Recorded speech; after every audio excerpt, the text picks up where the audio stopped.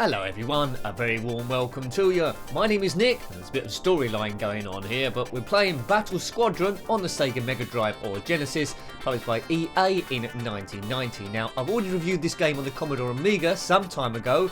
That would come out in 1989, but it's a game for 1 to 2 players. It's a vertical shooter, and the Amiga version was pretty good. You are a member of the Earth Defense Fleet, and the Barracks Empire have stolen a couple of your top human agents. You must go in and, well, kill them, essentially. Now, it's going to be one player, because I'm the only person here.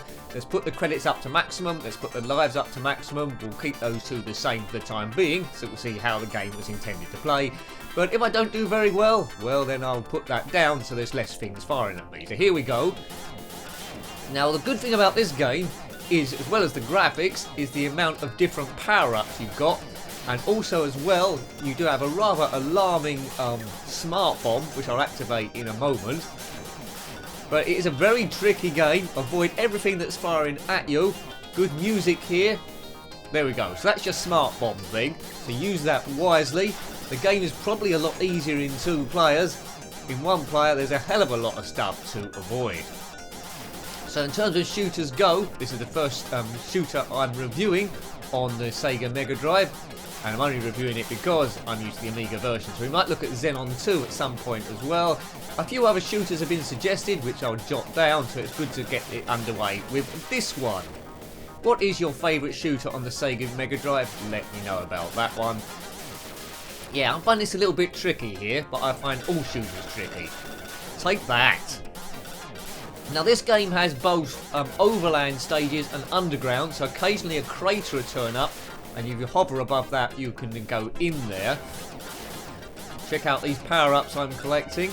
Now this was the sequel to Hybris on the Commodore Amiga at least. I don't think Hybris come out on the Mega Drive. If you know different, let me know.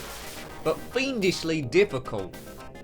I think this version, it might be my imagination, but I think this version is running a bit quicker than the Amiga version, making it even more difficult than it was intended to be. But you're a member of the Earth Defense Fleet called Battle Squadron. Right, enter here. Oh, I think I've missed that by dying, have I? Curses, game over. Well, I've got a few credits, I can come in again, but I've missed the crater. I think there'll be another one coming up a bit later on, but it starts off really, really difficult. Graphically, it's brilliant. Sound is good. As I say, very, very tricky. If you've completed this one, then let me know what happens at the end. But I think it was one of my all-time favourite vertical scrollers on the Commodore Amiga, just because it was achieving so much. But I'd like to have it a little bit easier, so I'm going to die pretty soon, so we'll try and tweak the amount of things firing at us. But look at that, that's a good old weapon. Awesome. Helps to have an auto-fire here, I would say. So no nonsense shooting, it's you against the Barracks Empire. Kaboom! How far will I get? I don't know. It's pretty standard fare, these are glowing balls that fire at you. They're not coming too fast, but it's just the amount of them on the screen making it very difficult to go around. But very beefy power-ups, and we've gone down a crater. Good work, you've made it. So the graphics should change a little bit, the background. Just loading, there we go. So here we are. I think I've got the best weapon here, so just weave backward and forward, try your best. It is quite hard to see stuff sometimes in the melee, especially if a few things take a few to hit. There are end of level bosses at certain points, so you can get that far. But it moves very quick, the action never slows down, apart from when you go down a crater and it loads it ever so slightly.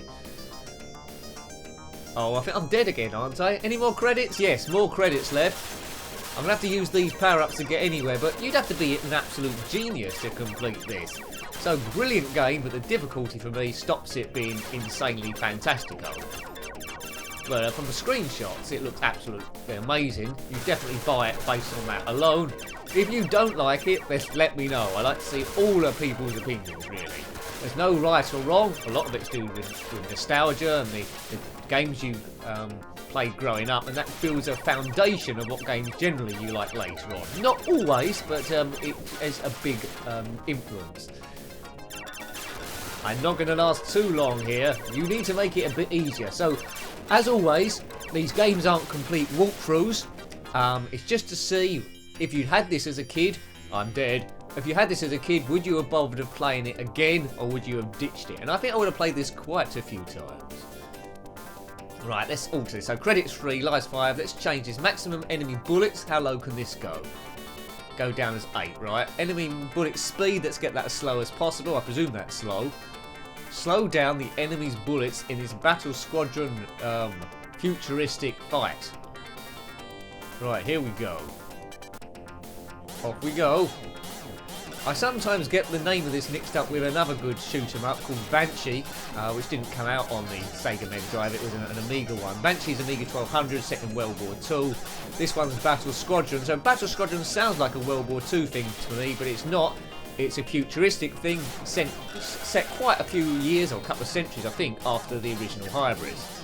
And that wasn't World War II either. Right, going over a trench here. Great graphics in the backgrounds. I think there are less colours than the Amiga version. Again, though, that might be my imagination. Imagination. Right, so hopefully we'll look at a few Sega games today, if I get time. It's the upload time as well that they take, so if you're into your Mega Drive or Genesis back in the day, hopefully I hit something that you like. We'll try and mix it about a bit. So we'll start with a vertical shooter, and this is a pretty good one to start with.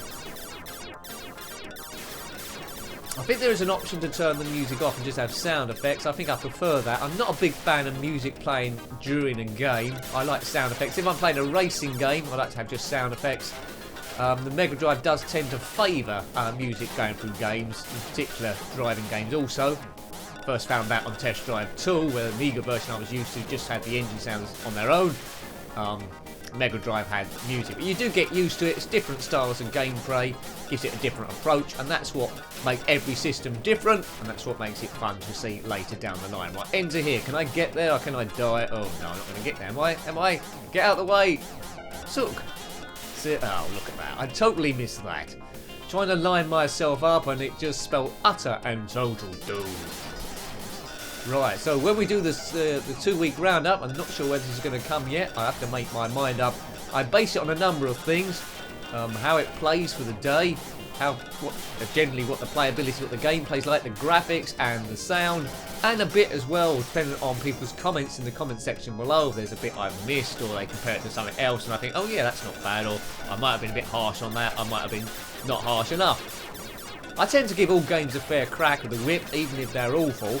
Try and find some of the goodness within them, but sometimes it's hard to do. In terms of Star Wars droids, we reviewed quite recently on the ZX Spectrum, but this one is light years away from that. Wouldn't have minded a Star Wars game a bit like this. If there is one out there that's a vertical shooter as good as this one, Star Wars based, let me know. Right, down into the crater. There's nothing greater than going down in a crater, except maybe swimming with an alligator. I'm a top poet, and I'm sure to be a poet laureate if the Queen's watching. If you're watching, Queen, I'm available. Hooray! Right, shoot everyone, but don't send me out against the Barracks Empire. I'll stay at home doing the poems, while we'll send some other hero out, Dan Dare or someone, to do all this work. Horses for courses. You got to choose what you're best at. Kaboomer! Right, here we go. I'm overusing my special powers here, and I think I've run out of special powers. Yeah, they're not working. Curses! Right, underground, overground, wobbling free. This isn't the Wombles. You can certainly fire a lot of plasma about the place in this game. This, I don't know what the power cell is on this machine, but you can get cornered quite quickly by things shooting at you. And this is on the easiest setting I could possibly pick. It said maximum of 8 things firing at me. Maybe that's just for stage 1. But are they coming slower or not? Not too much slower. Oh, look at that. I'm dying every 10 seconds now. I think the end is nigh on this one. Well, hopefully we get at least 10 minutes out of it.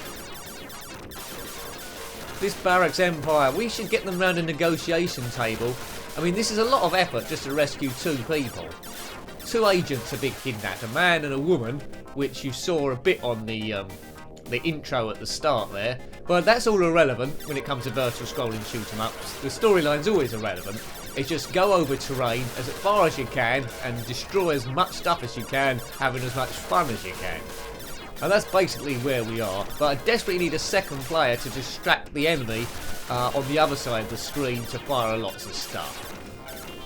One player is a bit tough, even on easy peasy mode.